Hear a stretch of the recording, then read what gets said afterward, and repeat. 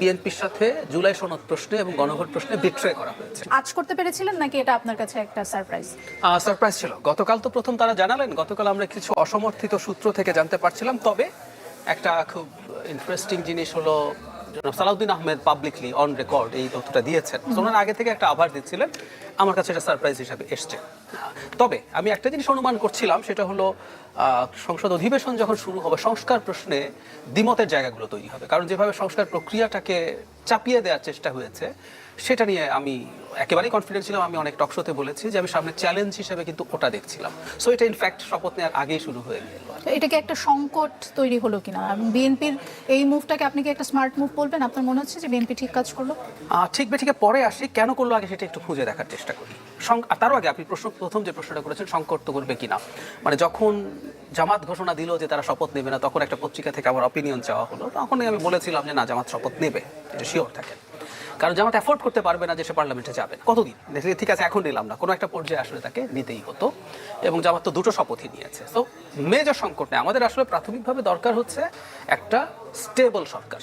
তাহলে সরকার গঠিত হয়ে গেল, কিন্তু জামাত না গেলেও সরকার গঠিত হয়ে গেছে। এখন মেজর সংকটটা হলো না, কিন্তু বাকি যে জায়গাটা সেটা হচ্ছে জুলাই সনদ বাস্তবায়ন নিয়ে একটা সমস্যা হবেই। ইট ওয়াজ ভেরি মাচ প্রেডিক্টেবল। আমাকে যখনই জিজ্ঞেস করা হচ্ছে সরকারের কি কি চ্যালেঞ্জ আছে, এর মধ্যে আমি এটাও রেখেছি যে জুলাই সনদ নিয়ে হবে। এখন বিএনপির মুভটাকে কিভাবে দেখবো, আমি আগে কারণটা বোঝার চেষ্টা করি। আমি সিরিয়াসলি মনে করি বিএনপির সাথে জুলাই সনদ প্রশ্নে এবং গণভোট প্রশ্নে বিট্রে করা হয়েছে। বিএনপি ভালো চেয়েছে না খারাপ চেয়েছে যে ডিফারেন্ট ডিবেট। বিএনপি কতটুকু সংস্কার চেয়েছে, বিএনপি যে সংস্কারগুলো চায়নি, যেগুলোতে তার নোট অফ ডিসেন্ট ছিল কিছু কিছু জায়গায়, সেগুলো ভালো না খারাপ এগুলো নিয়ে আমরা দীর্ঘ তর্ক বিতর্ক করেছি। এবং আমি ব্যক্তিগতভাবে অনেক ক্ষেত্রে মনেও করি বিএনপির অনেক নোট অফ ডিসেন্ট লজিক্যাল না। But the situation is BNP তো ওভাবে ভেবেছে, ওভাবে তার স্ট্যান্ড নিয়েছে ডিসপাইট অল দ্য ক্রিটিসিজমস। এখন আপনি ঘাড় ধরে একটা চাপিয়ে দিলেন, সে তখন এই জিনিসগুলো নিয়ে নানা রকম ফর্মে চেষ্টা করেছে বলতে, ইঙ্গিতে সামনে একটা নির্বাচন আছে, সে তখন একটু ব্যাকফুটে ছিল। আজকে যখন দলটা 2/3 মেজরিটি নিয়ে সিটে, এবং আপনি যদি স্বতন্ত্রকেও বিএনপির ভোট হিসাবে ধরেন তাহলে প্রায় 60% ভোট মানে পেয়েছে, সেই অবস্থায় যখন আসবে সে কিন্তু তার এই জায়গা থেকে সংস্কার প্রশ্নে তার আদি যে অবস্থান সেটা জানাবে। এবং তার একটা নৈতিক ভিত্তিও আছে, কারণ বিএনপি একদিনের জন্য বলেনি যে আমি আমার নোট অফ ডিসেন্টের বাইরে কিছু করব।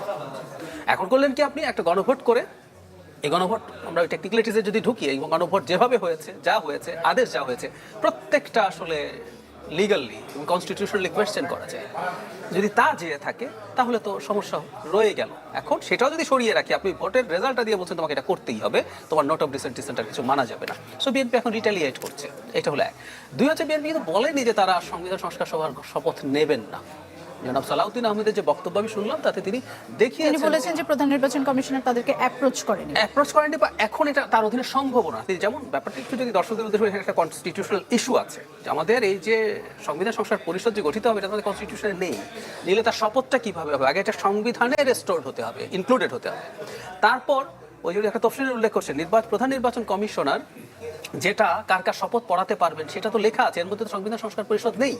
তার মানে ওনার বক্তব্য হচ্ছে এগুলো সংবিধানে আগে আসতে হবে, তারপর এগুলো করা হবে। বিপক্ষের যুক্তি হচ্ছে জুলাই সনদের যে আদেশ, বাস্তবায়নের যে আদেশ, তাতে আবার বলা হয়েছে একই ব্যক্তি যিনি পড়ান না কেন তিনি দুটোই পড়াবেন, কিন্তু এটা উনি আদেশে বলছেন, এটা কিন্তু অলরেডি সংবিধানে নেই।